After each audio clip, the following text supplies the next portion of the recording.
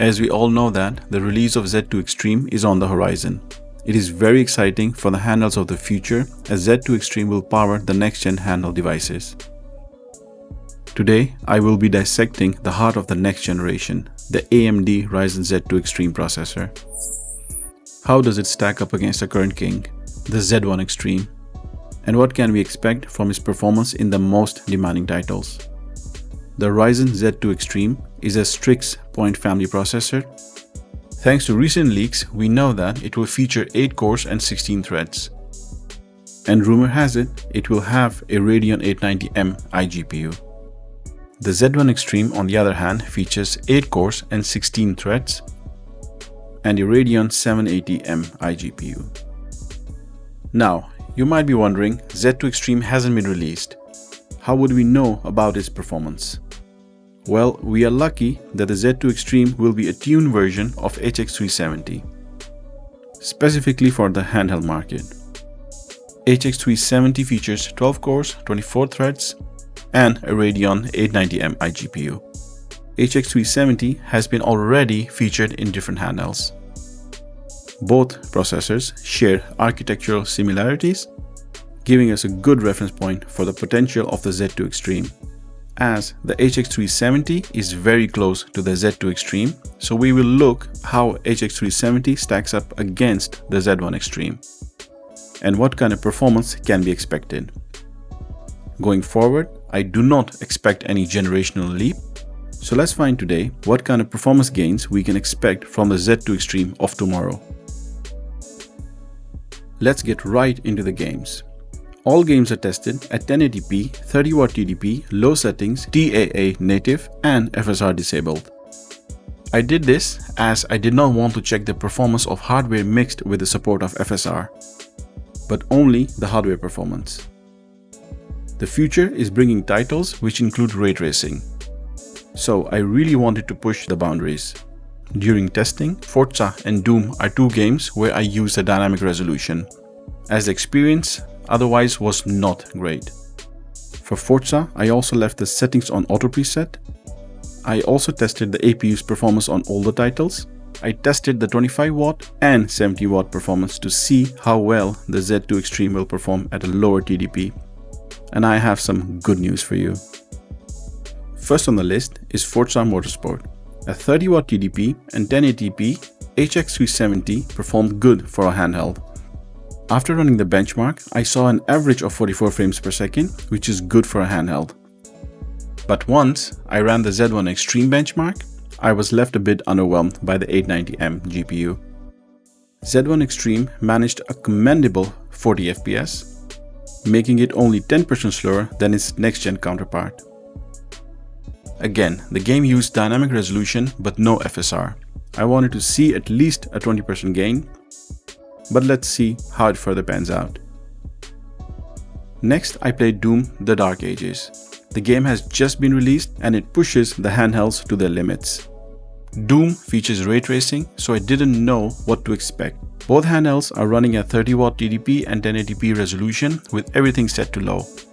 Starting with the HX370, it managed 31 FPS. And on the same scene, Z1 Extreme managed 28 FPS. Moving on to the second scene, 890M managed 37 FPS, while Z1 Extreme managed a 30 FPS. Z1 Extreme's performance is a bit surprising, but again, looking at Forza's performance, it is not entirely unexpected.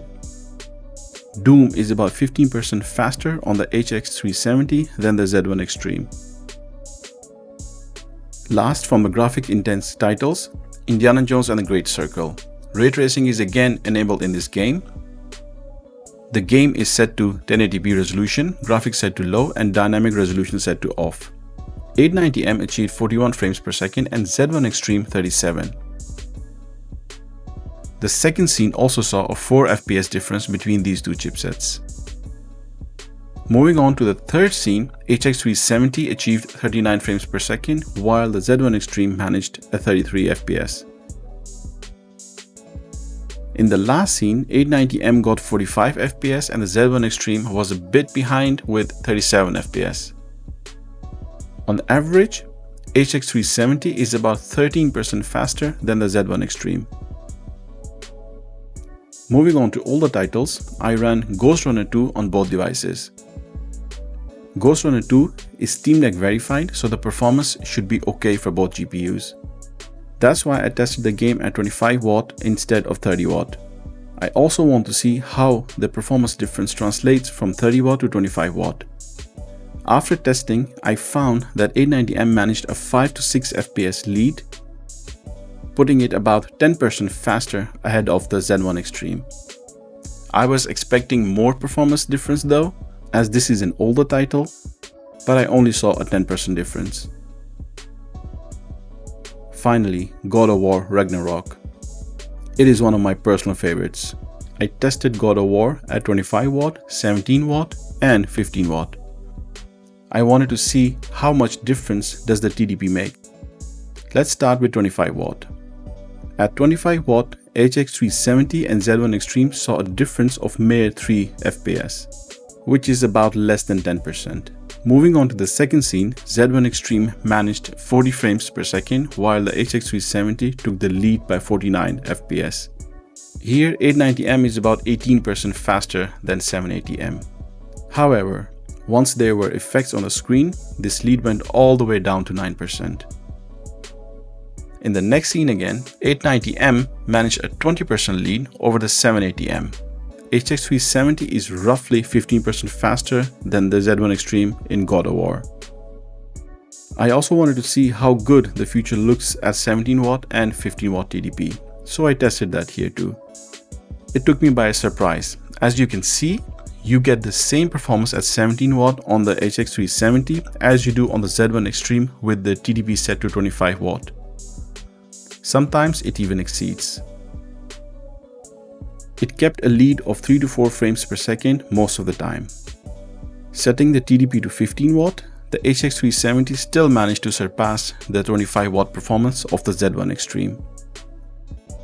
HX 370 kept a lead of 3 to 4 FPS here as well, which is a great news for the handhelds, as we can get better performance at a lower TDP.